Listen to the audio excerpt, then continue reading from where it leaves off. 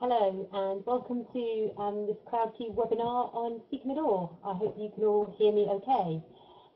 My name's Hattie Fawcett and I'm the founder of Seeking a Door. And I'm here to tell you a little bit more about our pitch on CrowdCube.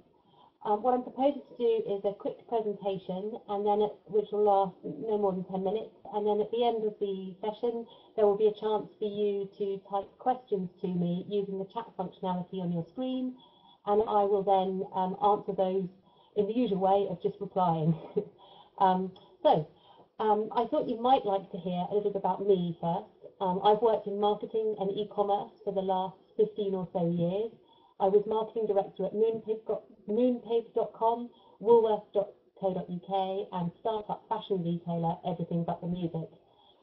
I came up with the idea for Seeking a Door in 2010 when we'd been doing some work on our house and we were looking for pieces that would enable us to finish the rooms in a way that said something about our style. I researched the idea a bit further and then invested my life savings in the business, some £150,000. We're now up and running, revenue generating, and we're ready to scale.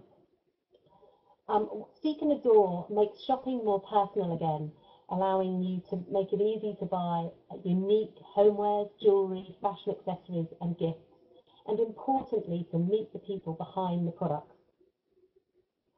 This is a double opportunity. Across the UK, you've got 141,000 designer makers selling beautiful things, but they find it difficult to sell their work and not natural marketeers. What's more, the sales channels that are open to them limit their opportunity to make profit. The other side of the coin, you've got consumers like you and I who are looking for something a little bit different, something unique that says more about our style, our taste and our personality, and perhaps we're just a little bit bored with the homogenous ranges available from classic retailers.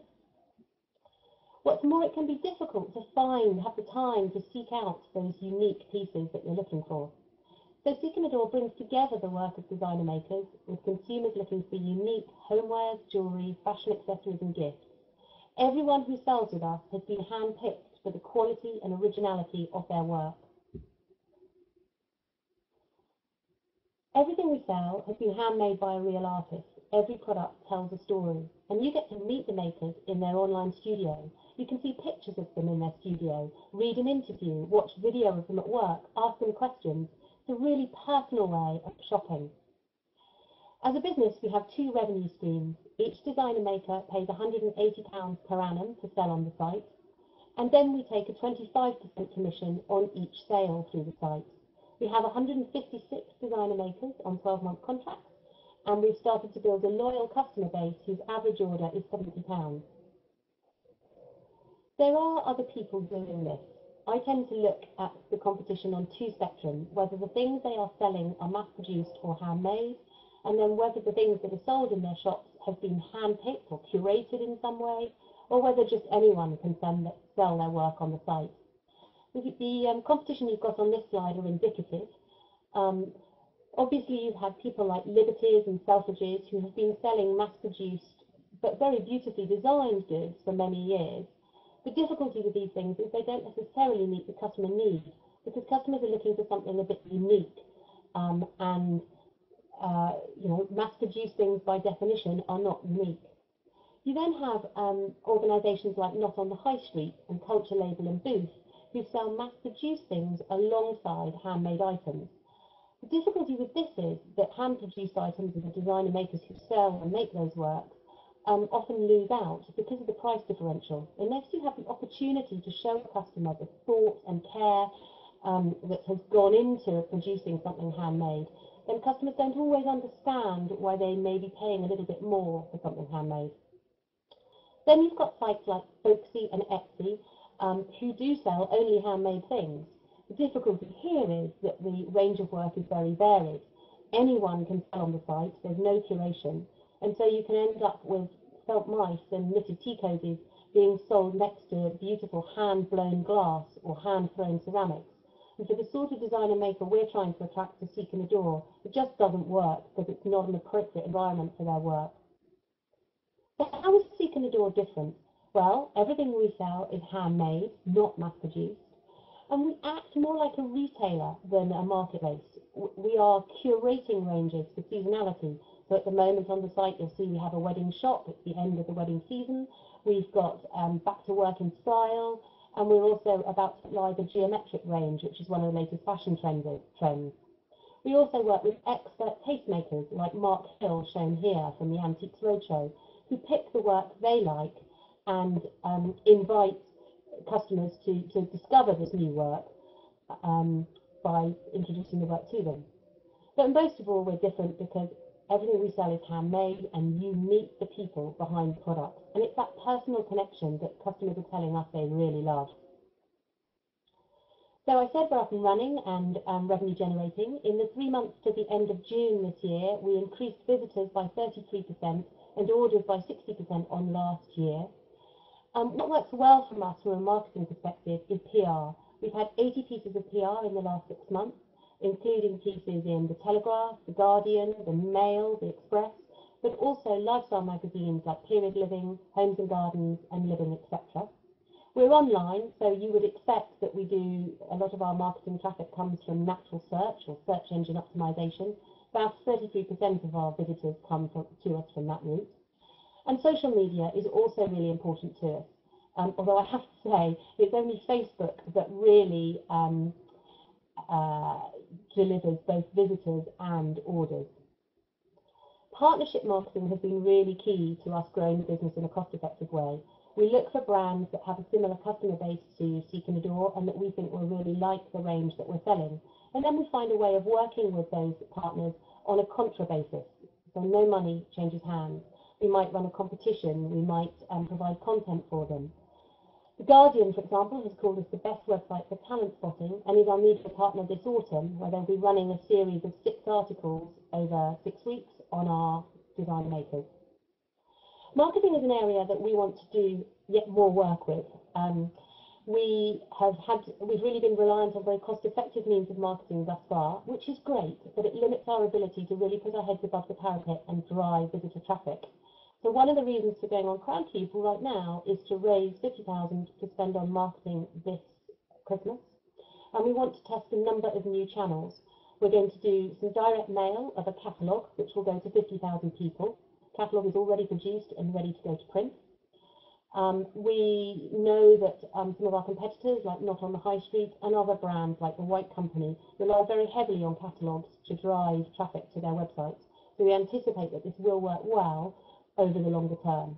We'll also be doing a lot of online advertising. We've done a bit of paid search already, which we'll explore a bit further, but we're going to work with Facebook and do Facebook advertising, but also a new tool they have called Affinity Marketing, which allows you to match your customer base against Facebook profiles to do really targeted ads. We'll also be remarketing to visitors who have already seen Seek and Adore. They will start seeing ads set up on other sites that they visit in order to encourage them to come back to Seek and Adore. Importantly, we want to do all these things at the same time, which we've never had budget to do before, so that customers have at least 4 opportunities to see our promotion. What I know from experience is that unless a customer sees your promotion 4 times, they just don't act and they won't come through to your site. So exciting times. You've met me, but there is a strong team behind Seek and Adore.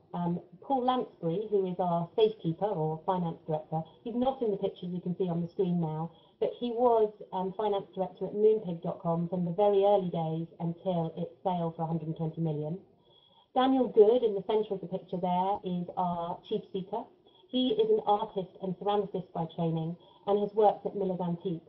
And it's Dan who is responsible for recruiting the talented 156 design makers we have on the site at the moment.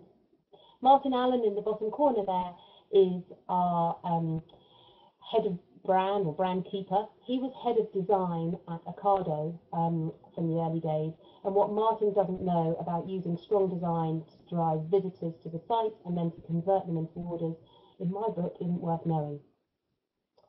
So I've said we're up and running and revenue generating, and we're forecasting retail sales of 15 million by 2018, which would give us an EBITDA of 1.6 million. There's a full financial model on the CrowdCube pitch page, which you can look at in more detail. But Paul and I have modelled this to the nth degree, so there's a lot of thought that's gone into it. When we get to 2018, we're looking at exiting via a trade sale, which is how you would get your money back. And we're thinking of selling to somebody like Liberty's, possibly even Selfridges, people looking to add a marketplace to their existing online activities in the way that ASOS have recently done. Other options are to sell to brands who are looking to build a niche customer base. So not on the high street might be an option here. So they could add us as an upmarket boutique to the activities they already do. Or Amazon.co.uk would be another option. I think I mentioned at the beginning that we've had a couple of rounds of investment. I invested my life savings, some 150,000. Then last year, June last year, we had a second investor come on board who also put in an additional 150,000. As you know, we're now on CrowdCube looking to raise 50k, which will allow us to really up our marketing this Christmas.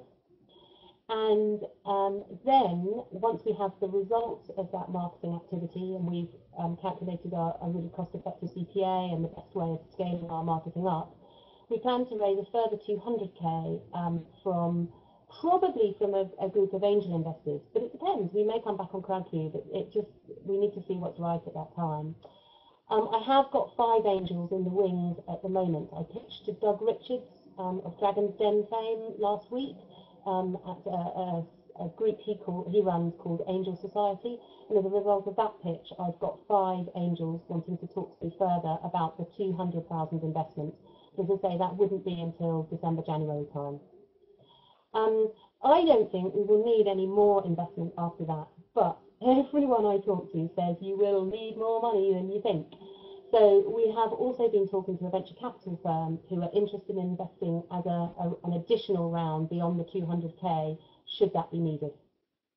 All the investment is eligible for EIS, which gives you tax breaks if you're a UK taxpayer. And based on our EBITDA, and we're estimating that you will make between 5 and 12 times your investment. That's based on a multiple of EBITDA of either 5 to 10 times.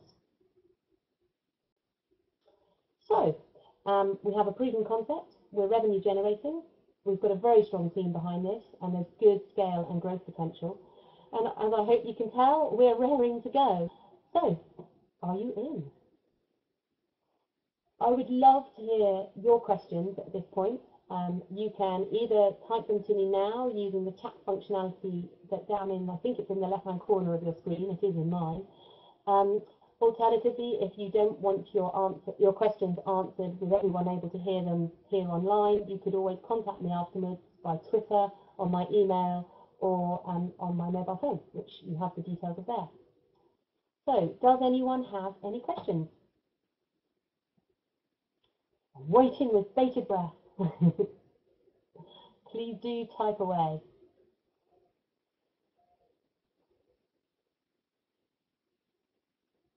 I thought while I'm waiting to see if there are any questions, I might tell you a little bit about the catalogue that I mentioned.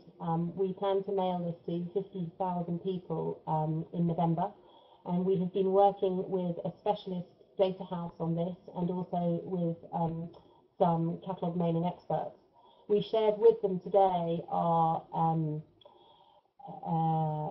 artwork for the catalogue, and we've had some very strong feedback from them. Royal Mail are so impressed with it, they're going to give me a very hefty discount on the postage as well. So we're quite excited about the potential of that. I'm also talking with 2 other agencies, online advertising agencies, to make sure we have the best online advertising this Christmas too. Working with agencies that are very focused on direct response, because we are really clear that the money we spend this Christmas is all about driving sales. And we want to measure that very closely so we can work out the most cost-effective way. I can see a couple of things have come in while I've been talking. Thank you to those who congratulated me on the presentation. That's very kind of you. I think there's a question about who the catalogue is going to be circulated to. That will go, as I said, to 50,000 people. We are compiling the target list for this at the moment, but the way we're doing it is we are taking our current customer base and giving that to the data house, who are profiling it against a number of lists to work out who we've attracted thus far, and then they will go and look for people who are very similar. We've been working with Experian on the data, and they have got they've analysed our customer base so far. This will probably also answer the question that I've been asked about who is your target market. The people who we are going to target with the catalogue and who have thus far been attracted to the site fall into two groups under experience data. They're the old AD1s, or the aspiring, basically people, professionals, significant income, own their own homes, but time poor, so do a lot of online shopping. Then there's a second group we're attracting who Experian call the liberal opinions. They are people who are interested in who they buy from. So they're looking to buy ethical, fair trade, shop local. They really like the idea of buying direct from the designer maker. There's these two groups that we're targeting, and that we are being very specific in the list purchase that we do for the catalogue. So I hope that's answered the questions about the catalogue and the target market. I'm being asked a question about the arrangement of my shareholding. Not quite sure what's meant by that, but I guess you might mean what are the proportions of the shareholding at the moment. At the moment, I own just short of 80% of the share capital, and the investor who put in 150 last year owns just short of 20. And then the remainder is made up with a tiny bit of sweat equity that is owned by Daniel Good and Martin Allen. I hope that answers that. You've asked their involvement in the business, which I think might be about the shareholders' involvement. The shareholder who invested last year is very hands-off. He's a serial investor. He's invested in 7 other startups like ours. And he's very hands-off, but very supportive. I send him monthly reports and management accounts once a month. Sometimes we have a telephone call about them. Otherwise, it tends to be we catch up once a quarter. So fairly hands-off. I hope that answers that question. I've been asked a question about have I tried taking space in other catalogues? That's a very interesting idea and not one that we have done thus far. I think it would be interesting to explore. The challenge I can see is the one I was explaining about mixing handmade items with mass-produced items. People don't always understand the difference. But it's a really good idea. Thank you for that one. I will go and have a think about it. I have been asked another question, which is for the 50K, would you put the percentage up to 15%? Short answer is I can't, because we have already started promoting our pitch on CrowdCube, and that we have already had people invest up to the tune of nearly 43,000. They have been happy to invest at the 7.5% that's on offer, and I can't change the deal now. We have to be consistent throughout the promotion of this pitch. I've also been told that it's a pretty fair price, actually. So you know, people are coming in and investing at this level, so I think that speaks for itself. So I hope that answers that question. Does anyone else have a question? Oh, I've got a question. Who do you think is the main competitor, and what differentiates you from them? Going back to the competitor slide, I think really the only person who is very close to what we do is a company called Made by Hand Online. They're quite a small company, and their background is actually from producing craft fairs. So they see their online activity as an adjunct, I think, to their craft fair business. And they've also said they're going to limit the number of makers who will sell on the site. So I think we're different because our aspiration is slightly bigger and a wider range than perhaps they want. I also think their focus is the craft shows, which they do brilliantly, really, really well. And I'm not quite sure what their interest in online really is. The other main competitor would obviously be Not on the High Street, but Not on the High Street I see as a competitor isn't quite the right word. They have the same business model as us, which they operate very successfully, and they've received venture capital funding to the tune of some 7 million.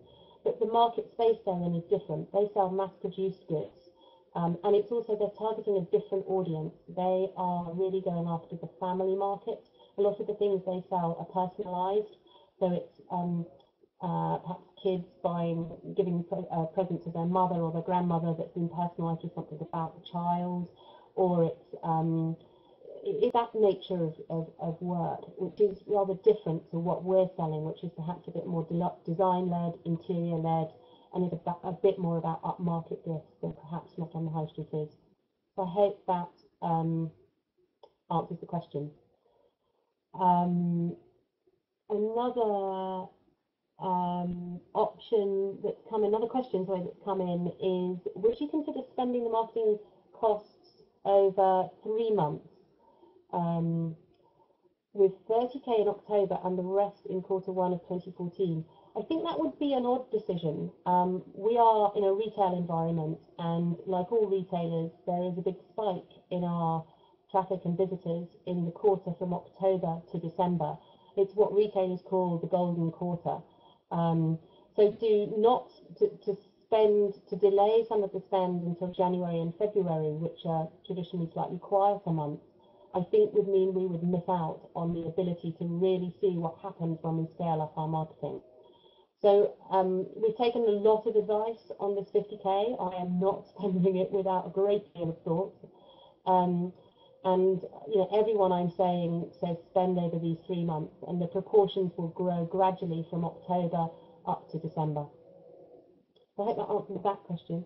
I'm just having a quick look to check I haven't missed anyone's questions. I think I've got everything. Does anyone have any further questions? Oh, I see there is another question. How many producers and makers of the goods that we sell have contributed to the funding, and how much? We have indeed got makers contributing on CrowdCube, so not that many makers are on tight budgets, but we have a handful of makers who have contributed to the funding on CrowdCube.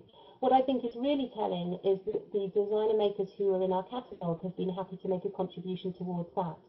What they have done is provide prizes to make up to a certain value that provides a contribution for us to the catalogue. Those prizes and then enable us to go and generate additional media coverage by finding brands who will partner with us and offer the prizes as giveaways and competition prizes in exchange for inclusion in an email, advertising on their website or whatever. So we have absolutely made the budget go as far as we can by asking our designer makers to contribute. They're really, really supportive people of what we're doing on Seek and Adore. Where they can, they have invested in us, and where they haven't, they're finding other ways to support us, as I say, by giving product that can be used as prizes. I've had a question about the next phase of fundraising. Can you tell me more about it? I'm assuming you're referring to the 200k we want to raise once we have tested these additional marketing channels. We didn't want to do that now because we feel there's a missing piece of information there, and we will be in a better position to raise the extra 200 when we have done the marketing in the run-up to Christmas.